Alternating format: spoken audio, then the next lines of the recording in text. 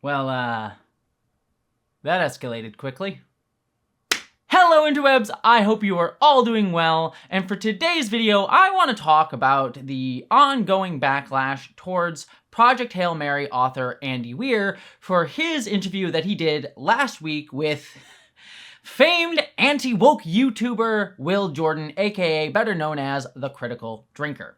And I had planned on making a video about his appearance on Critical Drinker's show and YouTube channel last week, but now, by the time I've actually gotten around to being able to have time to record the interview, I did not expect how big this topic would become, nor that it would somehow end up in my own little personal cul-de-sac of science fiction fandom, the Star Trek community. But oh boy, has it, and we need to talk a little bit about it. Not just for what Andy Weir himself said, but also about the backlash, how the backlash has grown in the way that it has been put into culture war frame topics, how I myself became complicit in that culture war narrative around this interview, as well as what it says about how we talk about people like Andy Weir, the grace that we give someone like him, but also how his words can be misconstrued and taken and put into a larger discourse machine. There's a lot to talk about here, and I think it's really, really worth drilling down into it because I think there's a lot of nuance that the overriding headlines and conversation miss, and that I myself even missed at certain points during all of this the past few days. So let us get into it. For those of you who don't know, as I said, Andy Weir is a well-known science fiction author who has written books like The Martian, Artemis, and Project Hail Mary. The Martian and Project Hail Mary, both of which have received huge Hollywood adaptations, most recently with Project Hail Mary, which is doing gangbusters at the box office. With Ryan Gosling starring in the most recent adaptation, it's been getting a lot of accolades and critical praise, as well as audience praise, doing very, very well in terms of money that it's making. It's a big success on pretty much any level that you could measure it at. So of course Andy Weir is getting himself a lot of attention as the author of the original book and has been doing a lot of press tours and doing a lot of interviews talking about the book and the movie and all of that stuff as any author in the middle of, a big adaptation happening in Hollywood would get. And as I mentioned, he, as part of that press tour, recently appeared on Critical Drinker's YouTube channel for a live streamed interview just last week as of the recording of this video. Now, I am not going to get into justifying all the nuances of all of this, but I'm just going to say it outright. Critical Drinker is a well-known anti-woke, right-wing, outrage merchant grifter here on YouTube. If that is something that you disagree with or have quibbles about, we can talk about it elsewhere, but we're going to kind of take it as read. But just take a look at any of Critical Drinker's videos and you will instantaneously see that a lot of his videos focus on how Hollywood has a feminist agenda and how it's woke whenever a queer person appears in the background of things. His videos constantly talk about how Hollywood hates white men, and he's part of that group of YouTubers that I've talked about numerous times on this channel and over on my main channel who continually try to push a culture war narrative around Hollywood and media, talking about people like Kathleen Kennedy or how Star Trek Starfleet Academy made Star Trek go woke and it has an agenda, and usually the agenda is just marginalized people appearing in things. Is it, ladies and gentlemen? This right here is the absolute state of Star Trek. I mean, props to the showrunners on this one. Normally, there's only one morbidly obese woman on the bridge of your average starship these days because physical fitness standards are a tool of the patriarchy, or fascism, or I don't fucking know, whatever the word of the day happens to be, but they truly have upped the stakes by doubling it here. And oh boy, did they double it. I bet the replicators have to work overtime whenever you ladies waddle into the mess hall, eh? And he has been in large part of the toxic fandom that has led to the harassment of many marginalized people within a lot of these TV shows and movies, such as many of the queer and black people of color that appeared in Starfleet Academy recently. You could talk about Moses Ingram on Obi-Wan, the Star Wars show, as well as many other people of color who have appeared in Star Wars over the years. There's nothing anybody can do about this. There's nothing anybody can do to stop this hate. And so I question what my purpose is, and even being here in front of you saying that this is happening, I don't really know. On YouTube, there's a lot of just weirdly negative videos. And again, no art is perfect, and all art is like, I myself am like very open to like any kind of like constructive criticism. But some of the stuff on YouTube is like just racist and homophobic or a lot of sexist videos up there, and it's just like a lot of it is rooted in pure hate. And he is just part of that group. Again, I am not going to have the argument here about whether or not he is that or not. If you have other opinions on him, you can sort of take that elsewhere. We're going to just take that as read just to help simplify this already very complicated video. And so when it came out last week that Andy Weir, who is currently having a big cultural moment right now, was going to appear on the Critical Drinkers live stream and do an interview with him, a lot of people, myself included, called him out on it, knowing that he was ultimately using this moment where he has a lot of attention, where he has a lot of people looking at him, and giving legitimacy to a YouTuber who has been part of a very toxic level of discourse and fandom here on YouTube and spilling out elsewhere. Because by doing so, Andy Weir is giving someone like the Critical Drinker a level of legitimacy, as well as normalizing the things that he has said, as well as bringing more people to the Critical Drinker's audience. And the Critical Drinker can use that legitimacy and growing audience and normalization of his rhetoric to say like, oh look, the things that I've been saying about Hollywood, about TV and movies, about how women and, the message and, the agenda that's going into Hollywood, people in Hollywood are listening to me because someone like Andy Weir is coming on my show. And that was really upsetting just to even see, regardless of what was said in the actual interview, because of course, someone like Critical Drinker and his associated group, we're going to use it to normalize and legitimize the things that they have said around people of color, queer people, and conservative messaging around quote-unquote wokeness in Hollywood and media. So, of course, this was a criticism that I and many others leveled at Andy Weir before anything was even said in the interview itself. Like, I literally posted on Blue Sky about him appearing in the live stream before the live stream even occurred, and this was a criticism that I had. So regardless of what was actually ever even said in the interview, the problem was even giving a level of any legitimacy to someone as problematic and toxic as Critical Drinker is and has been. However, after the interview happened, there were a few headlines that came out after the interview, most notably from the Western Journal, the outlet The Western Journal, where they had the headline, Project Hail Mary writer says hit film worked because he avoided woke political agendas. And that headline alone gives the impression that during that interview, Andy Weir said something along the lines of like, yeah, the movie is good because it doesn't follow the woke political agenda, as the headline clearly states. And obviously, when we hear that phrase wokeness and, the woke agenda, it seems to signal that Andy Weir is picking a side in the ongoing culture war nonsense bullshit that oversimplifies so many of our conversations, and him aligning himself with folks like Critical Drinker very overtly by using that language. So, obviously, with a headline like that, that's very incendiary, that article got shared out and started to get a lot of pickup over this past weekend, and even got shared by myself. Unfortunately, though, that is not actually what Andy Weir said in the interview. What he actually said was, and I'll share the clip here, this. For me, it's a great example of what you can do now with movies.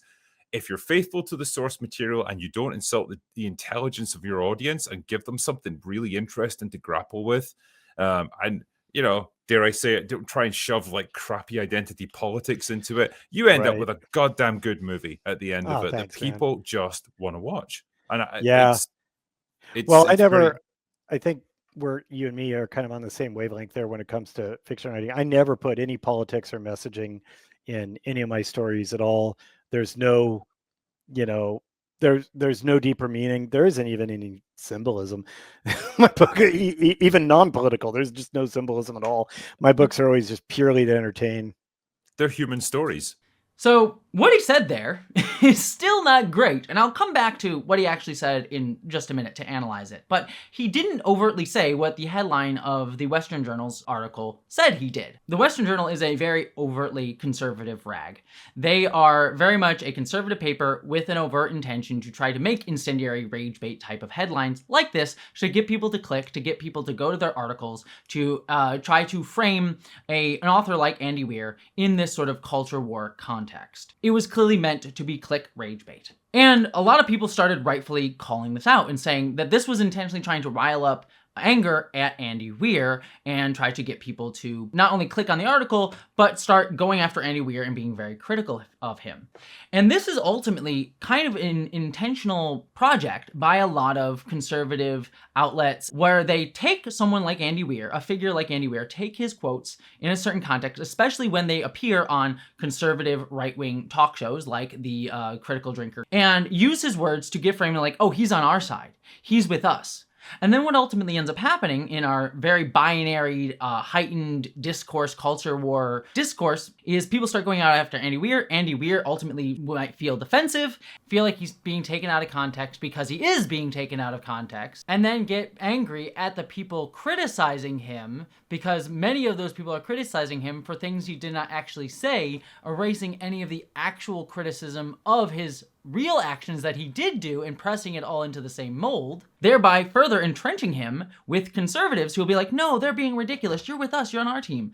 This is a radicalization pipeline that we've seen with several authors. I think the most notable one is someone like J.K. Rowling. She was someone who started to put out little signals that she was having anti-trans viewpoints many, many years ago, and then trans people started, criticizing her online. It became a heightened discourse, so that a lot of what J.K. Rowling was only seeing on places like Twitter at the time was people getting angry at her, and then people like TERFs sort of pulling her in and being like, no, they're being ridiculous. These ridiculous trans activists are coming at you and attacking you for stuff that you never actually said, ignoring a lot of the voices, like myself included, as I wrote myself in The Advocate at the time, who were saying, no, J.K. Rowling, we don't hate you, but we want you to hear us, we want you to listen to us. But ultimately, a lot of our social media online discourse creates this sort of heightened narrative that creates an us versus them discourse that allows no nuance, that then lets folks isolate these figures and further radicalize them into more extreme viewpoints, like TERFs and right-wing folks did with J.K. Rowling around trans issues.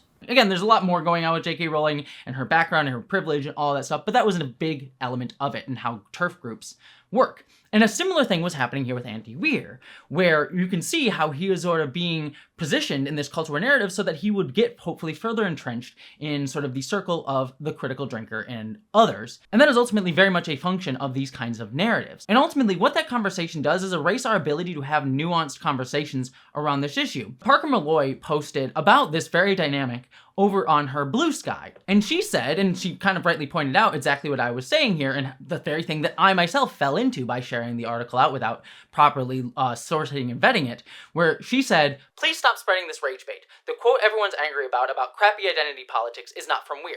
Very correct on her part. And ultimately, she begins a thread talking about how, exactly as I just articulated, how rage bait works. In one of her parts of her thread, she said, these are the stages of getting rage baited and refusing to admit it. 1. Get people riled up over a quote that was said by the person interviewing him. 2, when people point out that he didn't say it, go, yeah, but he said something much less inflammatory, but if you're already worked up over 1. 3, even being interviewed by this guy is bad. And I very much agree with her. A lot of people will get rage baited, will get called out that they were sort of tricked into sharing rage bait that was not actually what was said, and then will still double down on it. Something similar on the opposite end of what I was saying could possibly happen to someone like Andy Weir, that they got tricked into something, and because they did it, we tend to try to justify the thing that we did, and so we'll find other reasons to justify the sharing of the articles. Like, well, he said something else that was awful, so I still justified in the anger and emotion that I felt, rather than acknowledging the mistake that was made. So I think she is absolutely right about how all of this rage bait functions. But one of the things she sort of pointed out kind of still perturbed me a little bit, mainly because there is still a kernel of worthwhile criticism to point out that he did appear on Critical Drinker's podcast. And by doing that, this rage bait article was in many ways somewhat inevitable from that. That is not to say he is ultimately responsible for the articles about him, but that this was an inevitable outcome of his decision to appear on the Critical Drinkers podcast. And one of the things that I want to point out is that he still bears some level of responsibility for not having done the due diligence for appearing on Critical Drinkers podcast in the first place.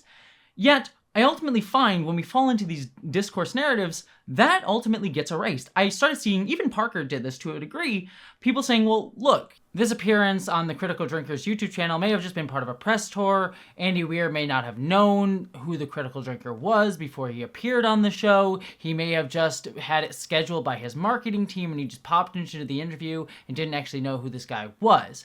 All as a way to try to explain why Andy Weir does not really bear any responsibility for having appeared on Critical Drinkers podcast in the first place, or at the very least is not so to blame for the level of reaction and vitriol that is targeted at him. And to be very clear, no one should be harassed, especially if their words are being taken out of context and being placed into narratives that they did not officially intend. But to use that to dismiss any level of criticism at Andy Weir, I think is erasing really important nuance that we need to be looking at and talk about when it comes to Andy Weir's words and actions. But let's take the supposition that maybe it was just part of a press tour.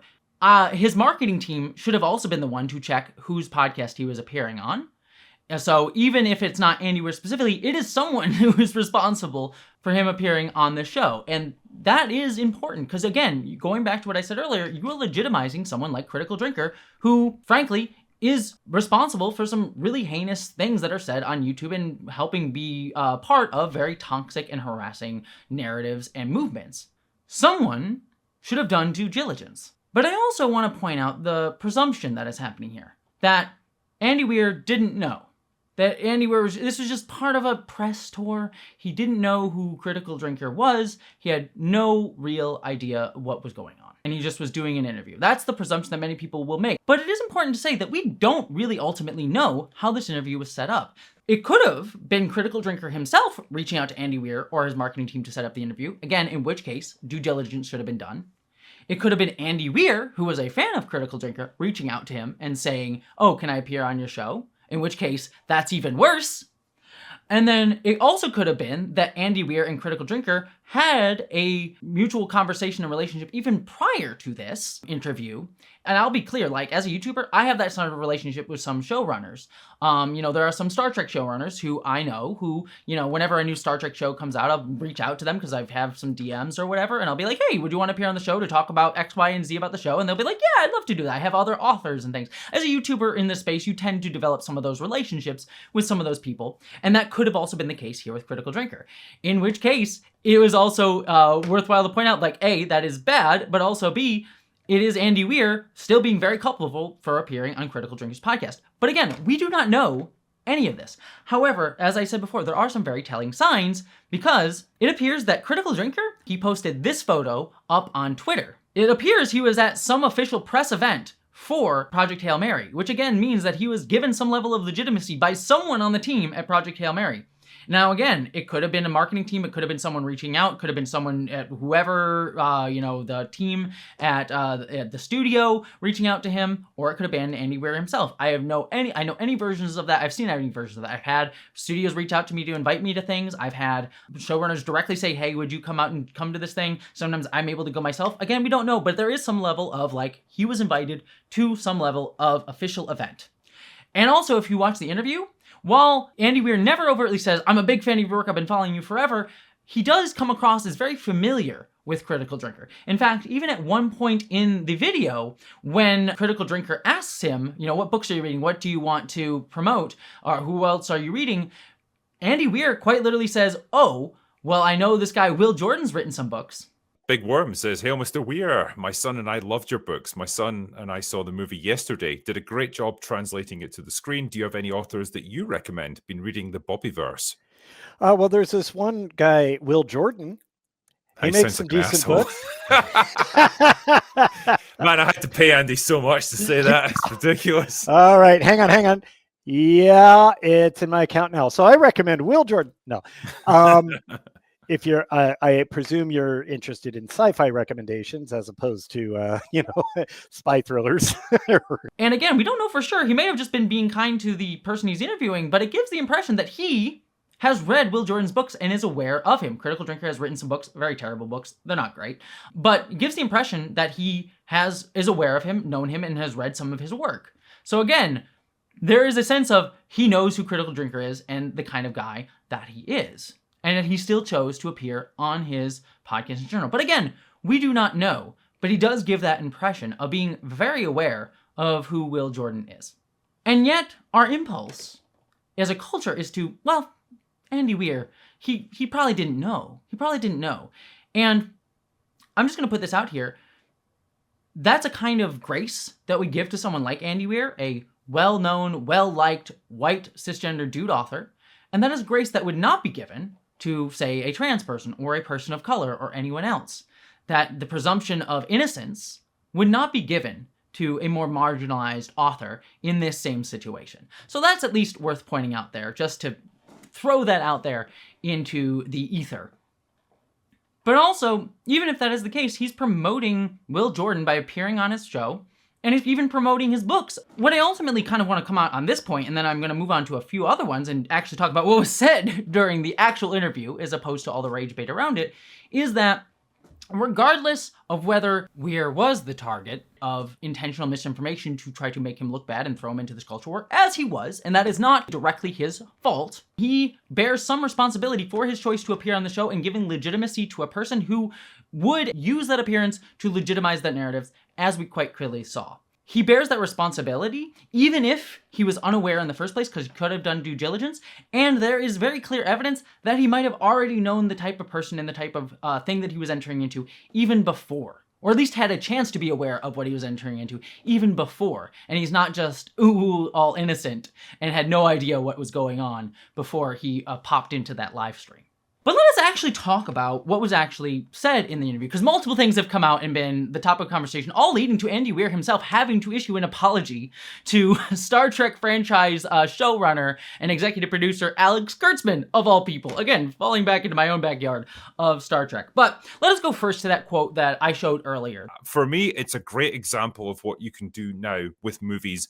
If you're faithful to the source material and you don't insult the intelligence of your audience and give them something really interesting to grapple with, and, you know, dare I say it, don't try and shove like crappy identity politics into it, you end up with a goddamn good movie at the end of it that people just want to watch. And I think you and me are kind of on the same wavelength there when it comes to fiction writing. I never put any politics or messaging in any of my stories at all. There's no, there's no deeper meaning. There isn't even any symbolism. My book, even non-political, there's just no symbolism at all. My books are always just purely to entertain. They're human stories. Now, obviously, in that clip, Critical Drinker is trying to set up Weir to respond to Critical Drinker's assertion that Hollywood has some level of woke agenda to it. This is something that Critical Drinker constantly does, positioning any sort of appearance of a person of color or queer person in media as part of a woke agenda, regardless of how well that representation actually exists within the media, whether it is tokenistic or more authentic. He positions it all as part of a woke agenda message. And he is setting up Weir to respond in that same way, framing in that sort of culture war narrative. And so very clearly, he is not necessarily responding on those same culture war terms that Critical Drinker is clearly setting him up to respond as well as the further right-wing wielding of his response was taking it as. But Weir's response, I think, tells me a lot about the kind of guy that he is. Because he's saying, I don't like to put agendas in my books at all. That's non-political in any way. And I would heavily push back on his idea that his books are non-political. Because if you actually read something like Project Hail Mary, or hell, even Artemis, which by the way features a Muslim lead character. There's been criticisms of how he wrote the Muslim lead character, but does feature a Muslim lead character, something that would, I bet the Critical Drinker, if it came from any other author, would think was a woke thing. But regardless, even if you look at something like Project Hail Mary, in this book, there is a lot of discussion around many governments of the world coming together and working together to try to survive the sun going out. Which itself, I think, is a very overt political storyline when you choose to portray nation-states coming together in some way to try to band together to solve a larger problem. I mean, just implicitly, that has a sort of hopeful, optimistic idea to it that the nation-states around the world will come together to try to fix a problem when there's a larger issue threatening Earth itself. And also, within the book, without spoiling too much, there are plot beats that have an undercurrent of political framing to them, such as a storyline in the book, the governments of the world choose the Sahara Desert in Africa to be the place where they set up a solar farm to help them get energy to be able to build up enough fuel for a spaceship that they are building within the story. And that choice rings as true that the nations of the world would choose Africa, the continent that has been heavily colonized, to place their solar farm rather than displacing people in so-called first world nations. No, they're going to place the solar farm in Africa. That has a political assumption to it that I think rings true in terms of the colonizing politics of Earth and who gets to decide where a solar farm would get built and get made. But the fact that Andy Weir doesn't recognize that as a political choice speaks to the fact that while he is accurately, I think, portraying something that happening within his novels, showcases an undercurrent of cultural bias that he doesn't really recognize because he doesn't see something like that, a choice like that, which would be so deeply political, as political. He just presumes that that's something that would happen and doesn't necessarily understand the implications of what that would mean and what he's displaying within his work, even if it is something that is accurate to what would probably have happened in a situation like that.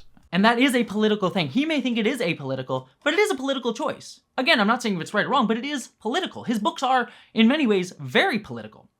What I ultimately think, and what a lot of people mean when they say I don't like politics in my books, or in my work, or my TV movies, what they mean is didactic a lot of the time. They don't like didactic messages in their stories. They don't like characters coming out and being like, this is about Donald Trump, this is about fascism. But again, I would argue that that is itself an art. I mean, I look at things like Doctor Who, in the episode Orphan 55, where it has the doctor giving a big speech at the end of that episode about like, this is about climate change. And I think that that was very preachy, very on the nose, and made the whole work feel like it's condescending to you. Unless people face facts and change, catastrophe is coming. But it's not decided. You know that. The future is not fixed. It depends on billions of decisions and actions, and people stepping up. Humans. I think you forget how powerful you are. Lives change worlds. People can save planets or wreck them. That's the choice. Be the best of humanity. Or you can look at like something like Star Trek, which does have a lot of very didactic political messages in a lot of its episodes, but manages to have an art to it. Episodes like The Measure of a Man in Star Trek The Next Generation overtly point out that the way that the Federation is treating androids like Data compares very clearly to how black slaves were treated in America. Makes a direct comparison to that. They do the work that no one else wants to do because it's too difficult or too hazardous. And an army of Data's all disposable. You don't have to think about their welfare. You don't think about how they feel. Whole generations of disposable people. He's talking about slavery. And Picard even literally gives a speech about that in the episode. Now, the decision you reach here today will determine how we will regard this creation of our genius. It will reveal the kind of a people we are, what he is destined to be. It will reach far beyond this courtroom and this one android. It could significantly redefine the boundaries of personal liberty and freedom, expanding them for some, savagely curtailing them for others. And it's very didactic and very much drawing a direct parallel in a very didactic way to modern politics and modern history. But there's an art to it. But that's what a lot of like conservatives rail against when they say, I don't like, politics in my media. They just don't like didactic politics or the appearance of anything that they view as political, like a queer person existing normally in a thing. And so ultimately, what I kind of read Weir as in this interview is not that he is overtly on the I am an anti-SJW, anti-woke person, I hate black people and queer people appearing in my media, but that he is very thoughtless about these things, that he doesn't see what he's writing as political, and he doesn't think about these things, because he feels like he can appear on someone like Critical Drinker's podcast and show and feel like, oh, this is fine. This is okay. We're not going to talk about, like, maybe even Critical Drinker holds some of these dangerous views that I may disagree with, but, like, ultimately, like, I don't necessarily view that as that big of a problem. When, yes, Critical Drinker is harming marginalized communities and hurting marginalized communities quite directly. But Andy Weir doesn't necessarily see that as a thing, because he is ultimately a man who is from a certain level of privilege and doesn't have to think about these things, doesn't have to worry about them. And so he doesn't. And so he can just say, like, my works are entertainment, apolitical, because I'm writing about white dudes falling in love with, their rock buddies in space. Which, by the way, I would read Project Hail Mary is about a non-normative relationship, whether it be platonic or romantic, however you want to interpret it, but it's about a non-normative relationship, regardless of how you read it. And that many queer people can relate to that. But he doesn't view that as a political thing, because Ryan Gosling's character, played by a white dude, isn't an overtly politicized identity. But even the fact that a white man is not a politicized identity is a political thing, who we view as apolitical in their ability to appear in media as just normal. And Andy Weir, to me, just very much reads like a tech bro. He loves science, he loves technology, but he doesn't want to think about all of this other stuff that relates to how we think about science and technology, who gets to own science and technology, who gets to be in control of science and technology. So I read quotes from him from other interviews that Weir has done for other outlets, even outside of his interview with Critical Drinker about Project Hail Mary, and I see the same sort of thoughtlessness around the implications of a lot of the things that he's interested in his own stories as well. Take, for example, this snippet of an article about Andy Weir that had nothing to do with the Critical Drinker. At the moment, of course, the prospect of World War III is distracting everyone. Weir brightens, quote, I don't know, World War II got us a lot of great aeronautical technology, so maybe World War III will get us some cool rocketry, and the survivors will get to enjoy that. World War II gave us some cool rockets. Let's ignore things like Project Paperclip and the fact that a lot of Nazi scientists, like Werner von Braun, who was complicit in using concentration camp labor to help build rockets for the Nazis, got brought over to the United States and became head of NASA at certain points and were just allowed to continue on without any culpability for what they did with the Nazis. And we just got some cool rockets out of that, ignoring that whole element of that history and saying, oh yeah, maybe we'll get the same thing from World War III. Forgetting what World War III would mean for so many people around the world, as we are currently seeing in Iran, in Palestine, and the many, many people being harmed by Israel, the United States, and many other elements of Western colonialism. No, just ignore all of that. We'll maybe get some cool rockets in the end, because that's all he cares about, and doesn't necessarily see the elements of this that these things contribute to. How someone like Elon Musk, who is shooting rockets up into space in SpaceX, is contributing to so much of the increasing far-right fascism that we are seeing growing around the world. No, we just gotta love the cool space rockets being gifted to us by our capitalist tech oligarch overlords. Because it's not something that he has to deal with or think about. And this somehow got us off into Star Trek, because also during the interview, and this got him, Andy Weir, a lot of flack, he said during the interview, everything from Enterprise onwards, I would happily say that's non-canon. Let's forget about that and just start again. Okay, you're a little more severe than I am. I'll give you my opinion, and I'm just a consumer. I like Strange New Worlds. I think it's pretty good. Okay. I didn't hate Enterprise. I thought it was kind of weird, but the other ones they can, Lower Decks I thought was entertaining and fun. All the others they can go. And here's another thing. So I pitched a Star Trek show to Paramount. And I had the showrunner, I was in a Zoom with the showrunners of all of the shows, and I'm just like pitching them my show idea. And so I actually, spent a long time talking to Alex Kurtzman. And I know I don't like a lot of the new Trek, but I have to say he as a person is a really nice guy. So it's kind of interesting. I feel a little bad for him, but at the same time, those shows are shit. And what's interesting about this moment in the Critical Drinker interview is that it actually bounces off of another thing that Weir said back in 2017 when he was asked about social commentary, and Weir himself brought up Star Trek in that context. I dislike social commentary. I really hate it. When I'm reading a book, I just want to be entertained, not preached at by the author. Plus, it ruins the wonder of the story if I know the author has a political or social axe to grind. I put no politics or social commentary into my stories at all. Anyone who thinks they see something like that is reading it in on their own. I have no point to make, and I'm not trying to affect the reader's opinion on anything. I deeply dislike social commentary. For instance, as a lifelong Star Trek fan, it always bothered me that there is a presumed responsibility within Star Trek shows to talk about social issues. I just want to watch Romulans and the Federation shoot at each other. I'm not saying anyone else should hold my view. Many readers select books specifically for their social commentary. There's no wrong way to enjoy a book. But in the end, as a writer, I can only do my best to write books that I would enjoy reading, so for me that means no politics. Now again, we've already talked about the whole, like, his books do have politics in them, but it speaks a lot to what he's saying about Star Trek here, that, like, oh, I hate how it has social commentary in it. I hate that, Star Trek has responsibility. I just want to see the pew-pews with Star Trek. Forgetting that Star Trek, right from the beginning, Gene Roddenberry very much held it up as a work that was intentionally going to have discourses about social issues. Again, there's an art to it about how didactic you like or prefer that, but that was what Star Trek was, and yet he just wants it as the pew-pews. And he then goes out to point out that he likes shows like Strange New Worlds, which I myself have commented on how I disliked, like, Strange New Worlds Season 3 for how it just was dudes playing with their action figures and removing any, not only just the social conscious messages, but ingraining a lot of cultural biases within its writing. And it's telling to me that he likes something like Strange New Worlds. And Lower Decks, which is, as much as I love Lower Decks and think it does actually have very political and social issues, was also the most nostalgic focused Star Trek with a lot of its references that he would probably like as someone who enjoyed older Star Trek without necessarily thinking about a lot of the issues within it. And again, I love Lower Decks, but it is very much a show that is nostalgia-based and is also critically commentating on and pointing out and making fun of a little bit many of the issues of the past Star Treks, not necessarily, progressing forward with a lot of what it's trying to say about the franchise, but being very critical of older Star Trek in a very fun, yet I think pointed way. But what got him the most flack was him saying, oh, a lot of their other Star Trek shows are shit.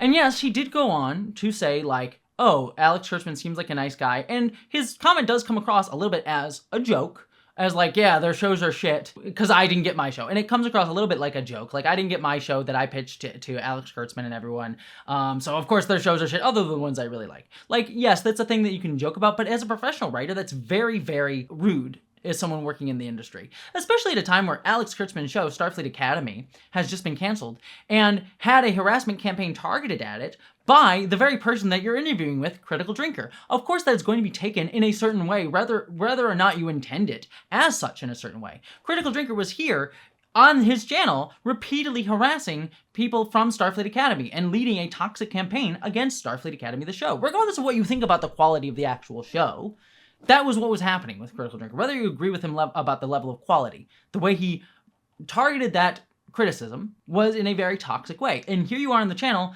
legitimizing this guy and then saying these shows are shit. Regardless of whether you're intending it as a joke or not, it's lending credence to this very toxic narrative. Also at a time when the show just got canceled, and that's a sad thing for any writer. Again, regardless of whether you think of the quality, it's just rude. It's like beating someone when they're fucking down. And of course, other authors that are peers of Andy Weir pointed out that this was a rude thing. Like, for example, Crime 101 author Don Winslow said, quote, "Congrats on the success of Project Hail Mary and The Martian. I'm a real fan, but when you have your moment, don't use it to crap on other writers' works."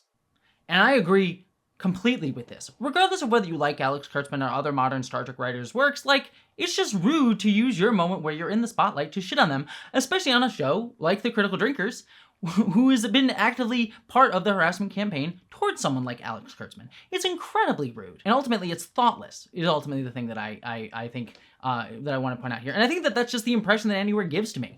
Thoughtless. He's a thoughtless guy. And because of all of this and the critiques that he got from folks, Andy Weir wrote an open letter that he posted on Facebook directly to Alex Kurtzman, where he said, "Hey Alex, Andy Weir here. I'm posting to apologize about stuff I said on the Critical Drinkers podcast. I feel like my quotes were taken out of context as a salacious soundbite. I hope you saw the other parts where I said how much I like you as a person and what a nice guy you are, also how I like Strange New Worlds and Lower Decks. I was trying to be funny, but in retrospect it comes off as disrespectful and mean. So I'm sorry about that. I was also trying to be self-deprecating when I said, but they didn't like my pitch, so fuck them, but out of context it can read like I actually meant it. I'm a blunt person, always have been, and it's been 10 years since the media cared about what I had to say about anything, so I kind of forgot to watch my words when I have a film in theaters. In a couple months, I'll be back in my cave writing novels and no one will care again. Anyway, if you want to talk about it in real time, even if it's just to rip me a new one, I'm happy to hop on the phone or Zoom." Now look, I'm not Alex Kurtzman. I cannot, forgive or not forgive him in equal measure for this, but this apology reads a little weird to me. Well, overall, I think it is nice that he is saying apologies to Alex Kurtzman and being like, yeah, I'm sorry, I fucked up. I think it is a little bit trying to dissuade some culpability here. Like, A, he's not talking about why he was on the Critical Drinkers podcast. Again, the guy who's been harassing people like Alex Kurtzman and others for months. And then also being like, well, I didn't really mean it. I was just joking. Yeah, it can come off disrespectful and mean, but, I think it's being taken out of context and other things like that. Trying to downplay what you actually said, but it's not really taking full responsibility. And kind of saying like, well, no one really cared what I have to say, so I'm kind of an idiot, and, I'll go back in my hole in a few weeks, and no one will really care what I have to say. It's kind of downplaying the import of it. Like, you are a man who has contributed to the biggest movie in Hollywood right now, is probably being looked at as like, oh, what we should do next for Hollywood right now. And you're using that moment to like shit on other writers like Alex Kurtzman, who are themselves down at the moment because of everything going on with the Star Trek franchise. Again, regardless of what your actual opinion is of those works, it's just shitty on many, many multiple levels and very thoughtless on many, many multiple levels. And I want to compare this to another author who is a peer of Andy Weir's, who I think had a much better response about this exact issue. Because I am a huge fan, if you did not know, of the Dungeon Crawler Carl series written by Matt Dinniman. I got into the books a few months ago. I fucking adore them. They are so good. I actually initially thought that I was not going to like them. I thought they were going to be like Ready Player One style books. A lot of references and dude bro humor. But if you actually read the Dungeon Crawler Carl books by Matt Dinniman, they are actually so thoughtful. Yes, they have that sort of dude bro humor, but they're actually very emotionally complex, very thoughtful, and very political in what they're trying to say with the works. They're not overly didactic of being like, this is about Donald Trump or whatever, but they are very overtly political about talking about genocide, about emotional trauma, about anarchism even, and also about like how there are people before you who have fought these fights before you, carrying it forward. They're very thoughtful, very political books, but also very funny, very ridiculous, very over the top, but I think very, very, very, very great books. I love the Dungeon Crawler Carl books. I will probably talk about them elsewhere on my channel at some point in the near future. However, in the third book in the series, the Dungeon Anarchist Cookbook, if you listen to the audiobook, on the audiobook, one of the audiobook, and by the way, the audiobooks are phenomenal. Like, the guy who does the audiobooks for the Dungeon Crawler Carl, so good. But for the third book, they brought in a guest actor to voice one single character in the book outside of the audiobook narrator, and that character was played by none other than Will Jordan, the Critical Drinker. Now, this book came out several years ago, and this was around the time that Critical Drinker was making that shift, as I said before, into more overt anti-woke politics and culture war narratives on his channel. However, last year, people started calling out that Critical Drinker appeared in this audiobook. And you know what? Matt Dinniman came out on Reddit and directly addressed the Critical Drinker appearing in his audiobook after it started to become a controversy on a Reddit thread. And I'm going to read the comment here. I'm going to cut out the beginning part of it because it just goes into some subreddit drama that happened around this post with the Critical Drinker, and just get to the pertinent part for our conversation. The question of the Critical Drinker's role in Book 3 has come up several times already. I've been asked about it point blank a few times at cons as well.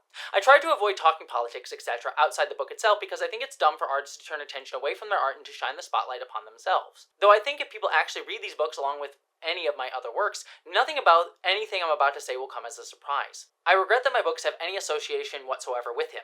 I hope one day to have his part in Book 3 removed altogether. It's a distraction, and the only edgelord douchebag I want people to think of when they read my books is the AI itself. To expand slightly, sometime in early 2020, while we were prepping Book 3 for audio, Jeff asked me— Jeff is the guy who narrates and also edits and does all the work for the audiobooks. Jeff asked me if I'd like to get a guest voice for the drunk dwarf guy. He knew a popular YouTube reviewer that was a Scottish guy whose persona was a drunk Scottish guy, and I said sure. I had no idea who he was, but I figured some guy with, at the time, 500k subscribers or so could only help the series along. Back then, he was mostly known for his funny but sarcastic reviews of movies. He wasn't known as the person he is today. Clearly, if this was asked of me today, I would decline.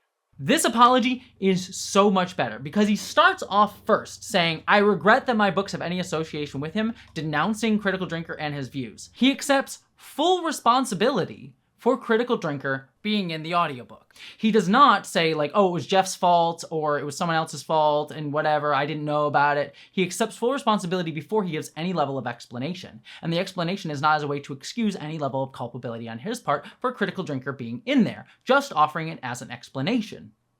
On top of that, he also doesn't do the Andy Weir thing of saying, like, my books don't have politics in them. He says, I don't talk about politics because I don't want to distract people from what my books are actually saying, which I think is a worthwhile point of view. I don't necessarily always agree with that, but I think that is a very respectable and understandable position for someone to have. To say, like, I don't talk about politics outside of my books. The book speaks for themselves, and I'm not saying that they don't have politics, but I don't necessarily want to get into the didactic politics elements of all of it. Read the books, and you can kind of draw your own conclusions from there, but the books themselves do have some level of politics, which, again, if you read them, I think they very much do, even though they never go like, this is about Trump, but they are very political in a lot of ways. But then at the end, he points out exactly what happened. Like, he says, I didn't really know. I was just asked about it, and this is what happened. But again, he accepts full responsibility for it, for Critical Drinker being in there, and disowns Critical Drinker and says he wants to get rid of him from the actual work. This is a peer of Andy Weir, who, does not have big Hollywood adaptations having happened yet, though his books just did get picked up by Seth MacFarlane to get made into a TV show. But he is someone who is taking off right now. If you go to any con, read any books, like the Dungeon Crawl Carl books are taking off, and I think that's well deserved. They are phenomenal books, and you should all read them.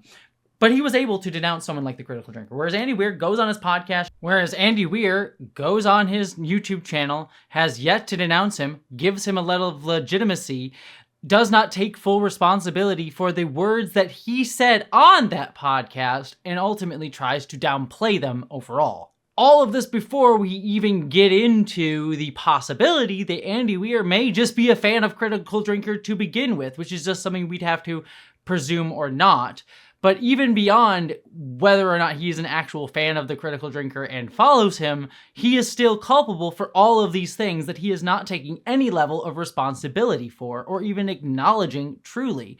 And the only thing that he does actually overtly acknowledge is when it possibly might affect his career and his standing with a fellow writer in Hollywood, when it makes him look like an asshole. So Andy Weir is willing to apologize to Alex Kurtzman, a man who has some level of power in Hollywood who might be able to harm Andy Weir's career, but he won't apologize or even acknowledge the fact that he appeared on the Critical Drinker's show, who is a man who causes direct harm to not only someone like Alex Kurtzman, but to many marginalized people both in Hollywood and who try to enjoy fandoms around these shows as well.